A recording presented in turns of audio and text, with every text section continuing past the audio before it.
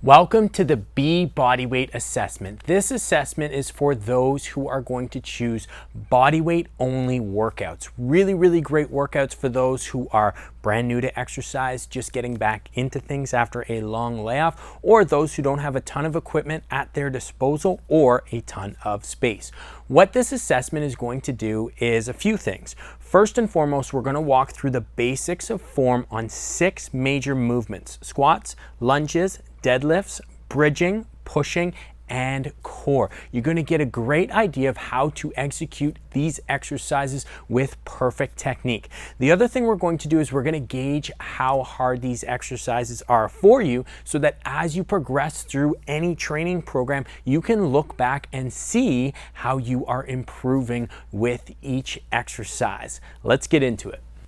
Body weight squats. When it comes to squatting, there are 2 ways I typically see people do their squats. Way number 1 is feet really narrow. They come up and down with little range of motion. Way number 2 is what I would deem as the more efficient way, which is where we have our feet a little bit wider. First thing I want you to focus on is feet about shoulder width apart. A little bit wider is okay. And then toes flared out anywhere from 15 to 30 degrees. Second thing is, as we lower down into our squat, we're going to drive our knees wide. Third thing with our squat is, as we lower down, we're going to keep our stomach braced, core nice and tight, as if someone were to jolt at you and you stiffened up. It's exactly what you're going to do when you perform this exercise. So let's get to it. Feet pointing out 15 to 30 degrees. I'm going to lower down. I'm going to place my hands out as a counterbalance. I'm going to keep that core braced and tight. Lower down. And then from here, we drive up nice and strong. That's 1. Lower down. From here, we drive up nice and strong. That's 2. You can just watch for now, and then at the end of the demonstration, I'll get you to pause and perform your sets. From a side angle view, same thing with the feet. Toes flared out, number 1. Number 2 is drive my knees wide. Number 3 is keep that core braced. We're going to lower down by sitting back into our squat, making sure those knees don't come past our toes. On the way up, I'm going to squeeze my glutes together, nice and strong. Getting our glutes involved in the squat, it's going to take a little bit of pressure out of our knees, a little bit of pressure out of my lower back. From here, I'm going to lower back down and then drive up nice and strong. What you're going to do to assess your squat is you're going to perform the squat exercise. I suggest doing it either in front of a mirror or filming yourself with your phone. You're going to perform 10 reps, so 10 squats, anywhere from 1 to 3 sets. Through that, you're also going to fill out your assessment worksheet to gauge how hard those squats are for you. Next up, we have lunges, what I deem as nobody's favorite exercises. Lunges are a challenging exercise, but what I hope you get from this demonstration is some different tips and tricks on how to make lunges a little bit easier for you and a little bit more stable. One thing to note, for any lunge variation that you perform, it is totally okay to have your hand up against something. Could be a chair, could be up against the wall, if you need that for a little added stability. With my lunge, what I'm going to do from a side angle view is I want my front foot pointing straight, back foot lean back, and when I get to the bottom of a lunge, I would like my front knee to be around 90 degrees, that front shin parallel to the floor, back knee at 90 degrees as well, glute is on nice and tight. You can start in this position for your lunges, because what it will do is just sort of reiterate that perfect distance from your front foot to your back foot, and then from here, we're going to stay stationary for those lunges. You're going to perform 10 on one side, 10 on the other side. Every time I lower, it's down, up 1, down, up 2, down, up 3. You'll perform your 10, and then you're going to switch to the other side. From a front angle view with my lunges, as I mentioned, that front toe is pointing nice and straight. I'm maybe even going to rotate it inward about 5 degrees. With my feet, I'm going to keep them shoulder width apart and step back. So from here, as I lower down, you'll notice my toes, knees, and my hip is all in alignment. Nice straight lines. And then from here, it's up and down. 1, 2, 3, like so. You'll perform 10 on one side, 10 on the other side. Just to go through the major points on form, you want that front foot pointing straight, feet shoulder width apart. When you lower down, it's 90 degrees at the back knee, 90 degree at the front knee. Press pause, perform your sets, fill out the worksheet, and we'll move on to that next exercise. Next up, we have deadlifts, or what is also referred to as a hip hinge. With any deadlift or hinging exercise, the biggest thing is that you keep your spine neutral throughout. So long as your spine stays neutral, you will never injure your lower back. So with that, I have my lower body, I have my upper body, lower, upper. And what we have with the deadlift is a hip hinge. So that hinge is coming through our ball and socket joints right at the hip. What I'm going to do to set up is 3 things I want you to remember. Head up, chin sort of tucked back, roll those shoulders back, and then as you lower into that hinge, you're going to stick your butt out. What those 3 things will do, I'm going to lower down, and then from here, I drive forward and squeeze. By having your head up, you're going to get your neck tucked back. By having your shoulders back, T-spine is going to be an extension. And then by sticking your butt out, your lower back is going to be nice and flat. So it's 1, 2, 3, all the way down. So remember those 3 things, head up, shoulders back. I'm going to stick my butt out. With your hands, you place them right on your thighs. From here, I'm going to lower down until I feel either a stretch and a locking in my hamstrings or until I get just below my kneecaps. And then from here, to drive myself up, I'm gonna squeeze my glutes nice and strong, hips come forward, that's 1. I'm gonna lower back down, and then I'm gonna drive forward, 2. Lower down, drive forward, 3. Again, a really great exercise to have a mirror to help you just sort of gauge how your form is, or the other option is to set up a phone and to film your technique, and then you can compare it against mine. Biggest thing, head up, shoulders back, stick that butt out as you lower, lower down just below the kneecaps or till those hamstrings lock out, and then on the way up, you squeeze your glutes. Press pause, perform all your sets, fill out the worksheet as you do, and we'll move on to that next exercise. Next up, we have bridges. Bridges will consist of glute bridges or hip thrusts, the ultimate glute building exercise. Really good for building your glutes, obviously building strength through your hips and also to protecting your lower back. What we're going to do for this exercise, we're going to set up with our feet about shoulder width apart. From here, I'm going to lie down on my back, make sure I don't lie on my microphone. I'm going to dig my feet into the ground. Head is down, and then from here, I'm going to squeeze my glutes, and I think of rolling my hips through. So I'm going to roll my hips through, squeeze nice and strong, lower back down, back is nice and flat on the floor. Squeeze those glutes, roll through, back down, little tap on the floor. Squeeze those glutes, roll through, back down, little tap on the floor. A couple things with your glute bridges. You'll know if your feet are too far away from you, if you feel it too much in your hamstrings. You'll know if your feet are too close. Oftentimes I see people try and get their feet tucked as close to their butt as possible. If your feet are too close, what's going to happen is your quads are going to take over. You're not going to be able to fire your glutes. It's a happy medium, somewhere in between. What I tell clients to do is just play around with it.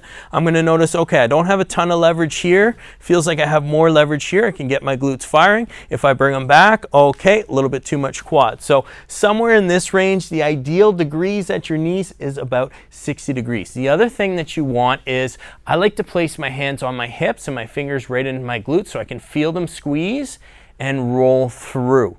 And then I come back down and tap. What we don't want is where our glutes don't fire, don't activate, our hips kind of stay the same, and then our lower back comes up. So just make sure, hands on the hips, you feel that squeeze as you come through, glutes are on nice and tight, core is engaged, and then we come down to the bottom. Drive up, squeeze, and then come down to the bottom. So to reiterate form, you want your feet to be placed in an ideal position where you can get your glutes to fire as best as possible. As you drive up, you're going to do 2 things. Dig through the heels, squeeze your glutes nice and strong. Once you get to the top, core is engaged. You come back down to the bottom, flatten that lower back, and then come back up. What you're going to do is pause the video, perform all of your sets and reps, fill out the worksheet, and we'll move on to that next exercise. All right, if lunges are nobody's favorite lower body exercise, push-ups are nobody's favorite upper body exercise, except for maybe mine. I love push-ups because they're a great body weight, upper body strength and muscle builder, but also too, they are a great way to gauge progress and how your strength is building. Nothing makes me happier than when a client writes to me, Jake, I did X amount of push-ups off of my knees and I felt so good about it. It is a very empowering exercise, but it takes a little bit of time, sometimes a lot of bit of time to see those improvements. What we're gonna do in this video is we're gonna walk through the basics of forms so that we ensure that your push-ups are on point, and then from there you'll be well on your way to increasing your push-up strength and the amount of reps that you can do. So from a side angle view, biggest thing is I want my head up, I want my shoulders right above my hands, I want to let my hips drop. From here I'm going to squeeze my glutes on nice and tight, and then as I lower down, it's down, push the floor away, 1, down, push the floor away too. We want to make sure we lower all the way down into that push-up, get our chest hovering right above the floor, and then drive up. From off of your knees, it's the same idea here. Glutes are on tight, head is up, shoulders right above the hands. We lower down, we drive 1. We lower down, we drive 2. Perhaps more importantly is how you set up your hands facing that front angle view. So it's going to be the same whether you're side angle view or front angle view, but with your hands, what I often see is people will use a yoga mat and then they only go as wide as the yoga mat is. That's how wide they place their hands. When they go down for their push-up, they come out wide. Hard on the elbows, hard on the shoulders, hard on the wrists. What we want to do is my hands are shoulder width apart here. I'm going to walk them almost double shoulder width apart. And then from there, I'm going to flare my fingers out much like I would with my toes for a squat. That's going to help stabilize our shoulders. With that, I'm going to walk my feet back, or I'm going to be on my knees. And then as I lower, you'll notice my forearms are perpendicular right down into the floor. We drive up 1. Lower down, perpendicular, drive up 2. Off of the knees, same idea. Lower down, drive 1. Lower down, drive 2. Just like so. It might feel a little bit harder at first, might feel a little bit different, but I promise having that double width, having that forearm perpendicular to the floor, hands flared out just a little bit will be ideal for your wrists, for your elbows, and for your shoulders as you are performing your push-ups. So to reiterate form, side angle view, you want head up, you want your shoulders right above your hands, you want that core engaged, hips sort of falling to the floor, glutes on tight. From a front angle view, double shoulder width apart, flare those hands out. As you lower, forearms should be perpendicular into the floor, and then as you come up, you press that floor away from you. What you're going to do is you can perform your push-ups on your knees, off your knees, or what you can also do is perform as many push-ups off of your knees as possible and then drop to your knees and complete the rest of the push-ups. You're going to pause the video, fill it out, write down how many push-ups you complete, and then also to gauge how hard each set of push-ups was. See you for the next exercise. Okay, last exercise, we are going to test your core strength and also to somewhat of your endurance. There's lots of different ways you can test your core. One of the things I'm not a fan of is sit-ups, crunches, any twisting type of exercise, because those exercises can often do more harm than they do good. Whenever I am putting clients through a program, their core training exercises are always going to feature a neutral spine where we manipulate where the force is placed on their spine to engage different muscle groups. One of the simplest, best exercises in doing so is a plank. So that's what we're going to test today. You're going to hold a plank for as long as you can, up to a minute. There's really no use in holding a plank any longer than a minute. So time yourself. You're going to perform 3 planks. You'll pause the video, but I'm going to show you how to do them properly first. But you're going to pause yourself, perform plank number 1 as long as you can, rest, plank number 2, rest, plank number 3, see how long you can hold it for, and then from there that will serve as a great baseline to build off of. Now, when it comes to plank, there are a few intricacies with form that are very, very important to ensure that you perform this exercise correctly and ultimately as safely as possible. First and foremost, I'm going to come down. My shoulders are going to be, my forearms are going to be shoulder width apart. Shoulders are going to be right on top of my elbows. For my plank, I'm going to keep my head up. The biggest thing with a plank is it's an anti-extension exercise. What we don't want to see is extension through our spine. So how do we prevent that? We squeeze our glutes nice and tight, keep them on strong, and then we hold just like so. Head is up. That is the biggest thing when it comes to a plank. A lot of times I see people doing these plank holds, 2 minutes, 3 minutes, 4 minutes, and they're not even actually holding that plank properly. They're doing more harm to their lower back than good.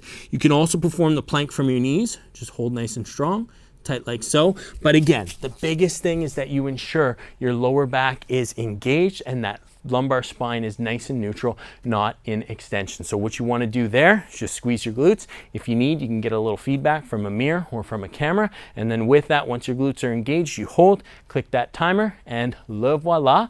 Once you've done all your planks, you have completed the body weight assessment.